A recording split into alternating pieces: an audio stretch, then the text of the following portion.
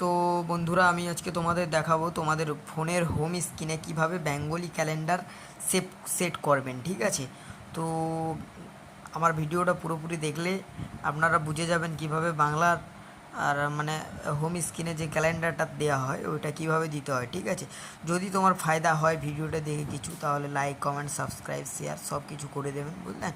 আর যদি না ভালো লাগে কিচ্ছু করার দরকার নেই। ঠিক আছে, তো আমি যারা বেশি কিছু না বলে প্রথমে চলে যাচ্ছি প্লে স্টোরে যাওয়ার পর এখানে সার্চ করছি, দেখিয়ে দিচ্ছি, এই যে বং ক্যালেন্ডার সার্চ করেছি, আমার ডাউনলোড আছে অলরেডি, তুমি ডাউনলোড করে নেবে।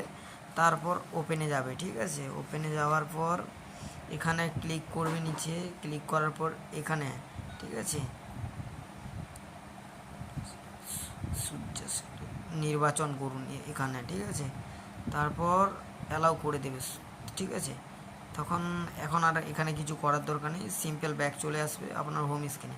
তারপর যেখানে ওয়াল টাচ করা হয় ওয়ালপেপার চেঞ্জ করার জন্য এখানে ক্লিক করে রাখলে, তারপর এখানে ক্লিক করলে, ঠিক আছে, ক্লিক করার পর নিচে চলে গেলে একটু, এই দেখো এখানে ক্লিক করলে, ঠিক আছে, এখানে আপনার ছবি সেট করতে বলছে। ঠিক আছে, মানে ছবি যোগ করুন।